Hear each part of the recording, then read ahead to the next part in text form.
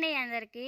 ఇంకా గత వారం 4 రోజుల నుంచి అయితే ఒకటే వర్షాలు కదా, అందుకని చెప్పేసి మా ఇంటి వెనకమాల చూడండి అసలుకి గడ్డి చెట్లు మొత్తం అసలు పిచ్చి చెట్లు ఏ విధంగా వచ్చాయో.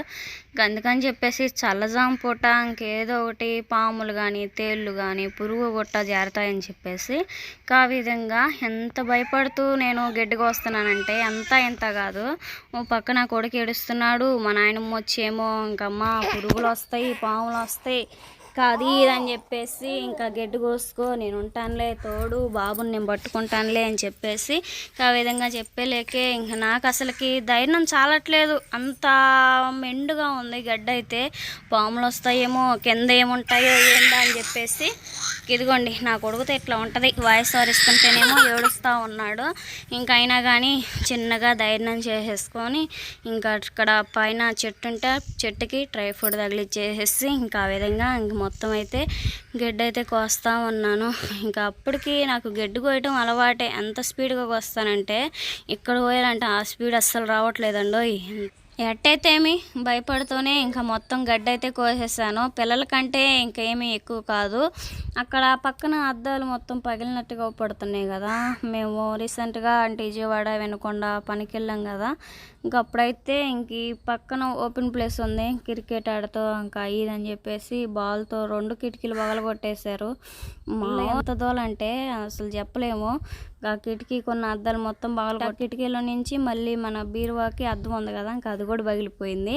ఇంకా అట్లా ఉంటుంది మా ఊరు పిల్లలతో. ఇంకా కర్ర ఎట్నా కట్ట తీసేసి ఇంకా అవి కూడా పక్కన వేసాను, పిల్లలకి నీళ్ళే కాగబెట్టడానికి ఉంటాయని చెప్పేసి. మొత్తానికైతే గడ్డి మొత్తం అయితే కోసేసాను. ఇంకా పక్కన చిన్న రాళ్ళు మొత్తం ఉన్నాయి కదా, చిన్న మొక్కలతో సహా మొత్తం కూడా కోసేసి మనం కూరగాయ విత్తనాలు కానీ ఇంకా అవి నాటుకోవాలని చెప్పేసి ఇంకా ఆ విధంగా అయితే శుభ్రం చేసేసుకుంటూ ఉన్నాను. ఇంకా మనం కోసిన గడ్డి మొత్తం అవి అయితే బరగొడ్లు మేస్తాయంట. మట్టితో ఏం రాలేదు కదా, నేనైతే కొడలతోనే కోసేసాను. మట్టితో సహా వీగినట్టయితే ఇంకెటు కాకుండా పోయేది. అందుకని చెప్పేసి నేనైతే కొడలతోనే కోసేసాను.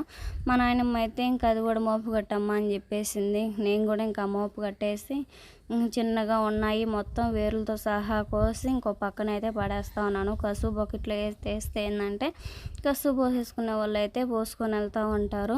మొత్తానికైతే మనకు మెల్ల మొత్తం అయితే ఇంక ఇప్పుడు ఓపెన్ ప్లేస్గా పడుద్ది చూడండి. గదిగోండి మొత్తం పోసేసినట్టే. ఇంకా చెట్లు మొత్తం ఉన్నాయి కదా, అవి మొత్తం బీకేసుకుంటే మనకు పని అయిపోయిద్ది.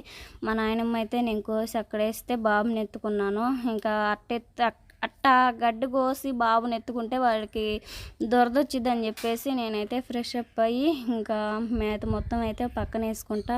ఇంకా మా నాయనమ్మ అయితే మోపు అయితే కట్టుకుంటూ ఉంది. ఇంకా అదిగోండి మోపు అయితే ఇంకా ఆమె భయపడుతుంది ఏముంటాయా ఏందా అని చెప్పేసి చిన్నగా తీస్తూ ఉంది. చల్లజాను కదా, ఎవరు భయం వాళ్ళకు ఉంటాయి. ఇంకా ఏమి పురుగు కానీ పాము కానీ ఏమి తగలలేదు, అంతా బాగానే ఉంది. కోసి పక్కన వేస్తే మా నాన్నమ్మ అయితే మోపు కట్టుకుంటూ ఉంది. సరే మోపు కట్టేసుకో నువ్వు, ఇంకా మా తమ్ముడు వచ్చి తీసుకెళ్తాడులే రాజేష్ అని చెప్పేసాను. సరేలమ్మా అని చెప్పేసింది. ఇంకా ఆ విధంగా మరుసటి రోజు అండి మొత్తం అయితే పీకేసేసాను. ఇంకా అక్కడ కిటికీ పగిలిందని చెప్పేసాను కదా, కిటికీ పగిలిన కాడ ఇంకా అద్దం పెంకులు రాళ్ళు అవన్నీ ఉంటే మొత్తం వేరేసుకొని నేనైతే గడ్డ పులుగుతో ఇంకా ఆ విధంగా మొత్తం మట్టి అయితే నేల పైకి లేపుతూ ఉన్నాను. ఇంకా ఆ విధంగా తవ్వేసుకున్న తర్వాత మనకు అట్లా విధంగా తవ్వేసుకుంటే ఏంటంటే మనకి చేలు గొర్రె తోలుతాయి అట్లా ఉంటుంది. ఇంకా అందుకని చెప్పేసి గడ్డ పులుగుతో మొత్తం అయితే తవ్వేసుకొని వాటర్ పట్టేసుకొని కూరగాయ విత్తనాలు అయితే మనం పెట్టేసుకోవచ్చు. ఇంక ఇంట్లోనే కూరగాయలు వేయించేసుకోవచ్చు.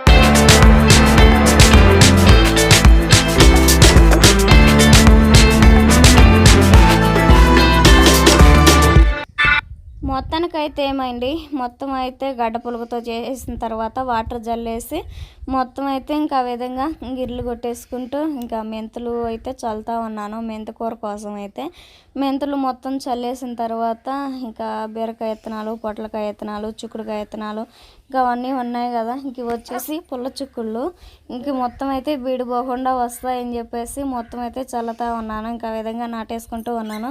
విడివిడిగా నాటుకుంటూ ఉండాలి. ఇంకా ఆ విధంగా నాటేసుకున్న తర్వాత మొక్కలు మొత్తం అయితే మనకి వచ్చిన రోజు కూడా క్లిప్ అయితే ఉందండి, ఇంకా అది కూడా చూపిస్తాను. ఇవి వచ్చేసి ఇంకా చిక్కుళ్ళు, ఇంక ఈ చిక్కుడుగా రేట్లు దంచి కొడుతున్నారండి. పావు కిలోనే 50 రూపాయలు, 30 రూపాయలు అట్లా ఉన్నాయి. ఇంకా అందుకని చెప్పేసి ఒక చెట్టు ఉంది, సుబాబుల చెట్టు, ఇంకా సుబాబుల చెట్టు కాడనే నాటేసాను. మొత్తానికైతే విత్తనాలు చల్లడం అయితే అయిపోయింది. ఇంకా ఇప్పుడు టైం వచ్చేసి మధ్యాహ్నం పూట 1 గంట అవుతుంది. బావ అయితే పనికి వెళ్ళాడు కదా, అన్నానికి వచ్చే టైము ఉదయం కర్రీ చేస్తేనేమో అయిపోయింది.